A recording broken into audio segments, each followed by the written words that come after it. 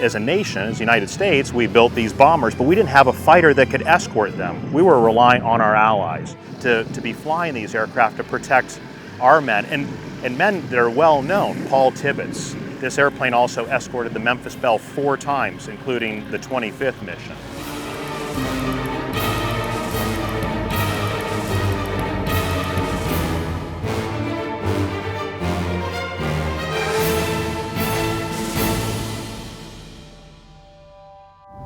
In World War II, of course, you can't have a collection without a Spitfire. It is one of the most important fighter planes ever built, and this is probably the most important Spitfire that is out there today. We discovered this aircraft a few years ago and had it restored, and we knew it was a very significant aircraft. In fact, it was the 6th Mk.IX built of the first 100. So it was built at a very tumultuous time in England in 1942, when the Mark V Spitfires were being decimated by the Focke-Wulfs and the Luftwaffe. And it went on to be delivered by a female Polish pilot to its first squadron, 64 Squadron. In total, the aircraft flew 121 missions. We're very fortunate to be up at Oshkosh here and have with us the son of the man who flew this airplane on that mission. My name's John Dougherty, and I share that name with my father, who 75 years ago was flying this very airplane over the skies of Europe. From an American perspective, the significance of this aircraft is that it flew the escort for the first ever US 8th Air Force, or Army Air Corps as it was at the time, bombing run. In my hands are 2 items: the original Form 414 Royal Air Force lookbook, which has the record of the famous flight for this aircraft, and this is the helmet that he was wearing at the time, but it is a very precious and historic memo for me and my family.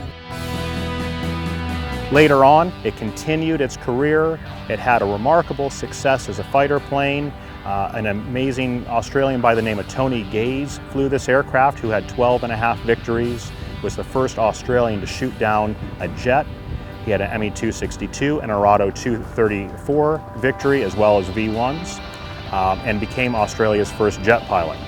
After the war, he became Australia's first Formula One driver, but on October 11th, 1942, he shot down a Focke-Wulf 190 in this plane.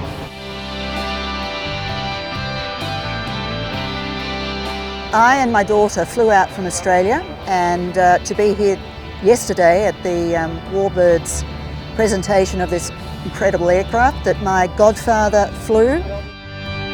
With this aircraft being here today, the Collings Foundation have done the most amazing job to have it restored and to bring it back to life. So when I look at the aircraft now, I can see Tony sitting in the cockpit. The Collings Foundation is a non-profit educational foundation dedicated to preserving living history events. We really want to share these aircraft with the public, to honor our veterans, to have a place where they can come out and see their plane and show their families what they did during the war, and also to educate the younger generations of the sacrifices that were made during World War II.